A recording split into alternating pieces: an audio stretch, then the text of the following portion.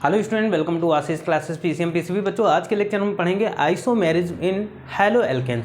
बहुत ही इंपॉर्टेंट है आइसोमेरिज्म, तो बहुत ही ध्यान से देखिएगा, काफ़ी इंपॉर्टेंट टॉपिक है।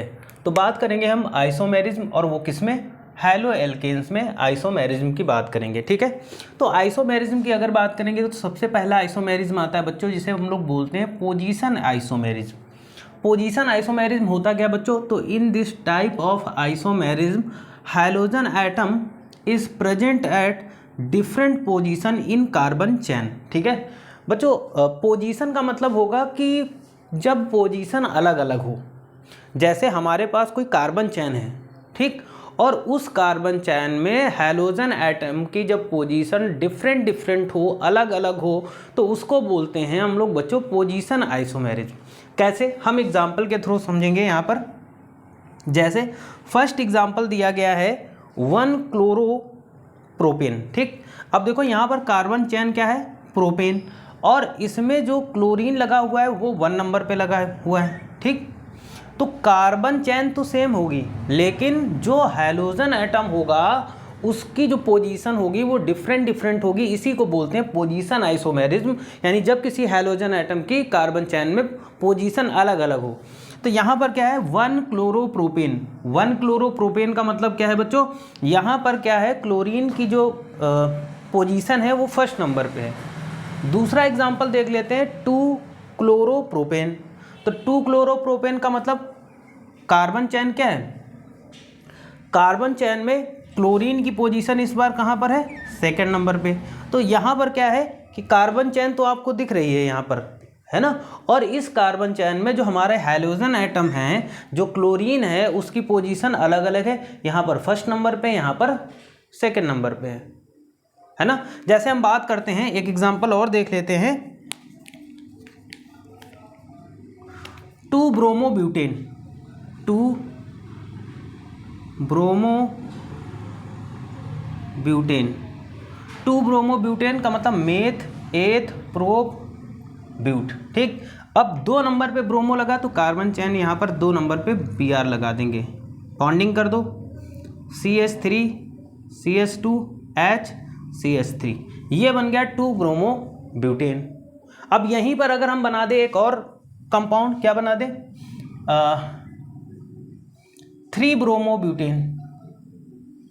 3 ब्रोमो ब्यूटेन। तो 3 ब्रोमो ब्यूटेन का मतलब मेथ एथ प्रोप ब्यूट, 3 नंबर, तो 1 2 3, यहाँ पर Br लगा दिया। ठीक, CH3 H CH2 और CH3।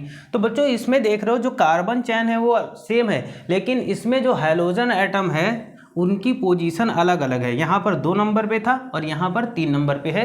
तो जब किसी कार्बन चैन में हाइड्रोजन एटम्स की पोजीशन क्या हो बच्चों? अलग अलग हो, तो उसको हम क्या बोलते हैं? वो होता है पोजीशन आइसोमेरिज्म। आपको समझ में आया होगा।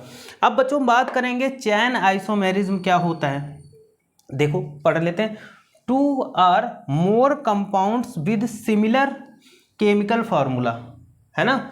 2 या 2 से अधिक जब कंपाउंड होंगे जिनका जो केमिकल फॉर्मूला हो बच्चों वो सेम हो, but distinct carbon atom arrangement in straight और ब्रांच। लेकिन जो कार्बन एटम्स का जो अगर हम बात करते हैं जो अरेंजमेंट होगा वो या तो स्ट्रेट होगा या तो फिर ब्रांच में होगा, तो उसी को बोलते हैं हम लोग चैन आइसोमेरिज्म। इसमें जो फॉर्मूला होता है, मतलब जो केमिकल फॉर्मूला वो सेम होगा। चैन आइसोमेरिज्म में केमिकल फॉर्मूला किसी भी कंपाउंड का सेम होता है, लेकिन वो या तो स्ट्रेट हो सकता है या फिर हो जाएगा कैसा?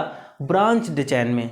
ठीक है, उसका जो अरेंजमेंट होगा वो अलग होगा, उसी को बोलते हैं बच्चों चैन आइसोमेरिज्म। यहाँ पर समझेंगे जैसे CH3 CH2 CH2 CH2 Br, 1 bromobutane, compound same है। दूसरा देखो CH3 का whole twice CH CH2 Br। तो यहाँ पर क्या है? इन दोनों कंपाउंड का जो स्ट्रक्चर है, जो केमिकल फॉर्मूला है बच्चों वो सेम है, लेकिन जो इनको रिटर्न करने का तरीका है वो डिफरेंट है। ये स्ट्रेट में हो सकते हैं या फिर ये ब्रांच्ड चैन में हो सकते हैं। ठीक, तो दोनों का कंपाउंड फॉर्मूला सेम है, लेकिन इन दोनों को हम दूसरे तरीके से लिख सकते हैं। इसी को बोलते हैं चैन आइसोमेरिज्म। जैसे 1 ब्रोमो 2 मेथिल प्रोपेन। ठीक, वैसे यहां पर क्या है 1 ब्रोमो ब्यूटेन। ठीक है, नोट कर लीजिएगा।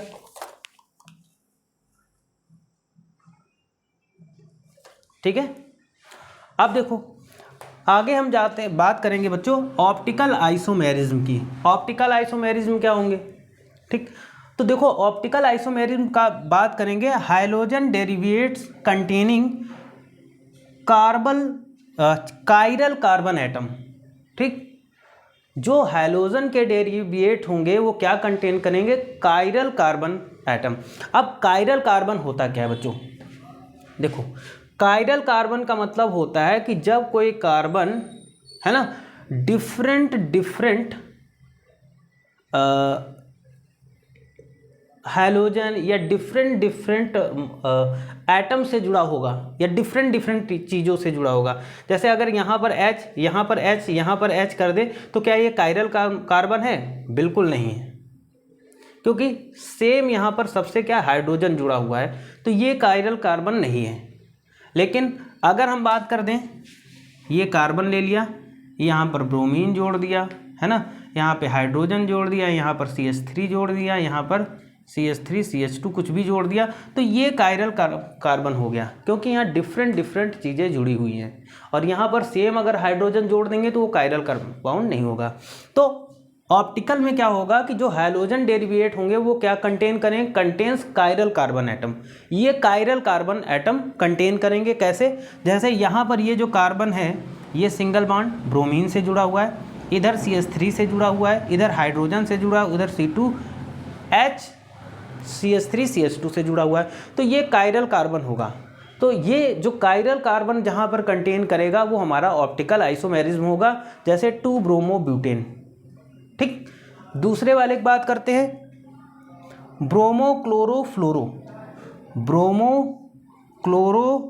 Chloro methane. ठीक, क्योंकि ये भी कायरल कंपाउंड है, कायरल कार्बन है। क्योंकि कायरल कार्बन इसलिए क्योंकि ये वाला कायरल कार्बन जो है क्लोरीन से जुड़ा, फ्लोरीन से जुड़ा, ब्रोमीन से जुड़ा और हाइड्रोजन से जुड़ा, मतलब अलग अलग एलिमेंट से जुड़ा हुआ है या अलग अलग एटम्स से जुड़ा हुआ है, तो ये कायरल है।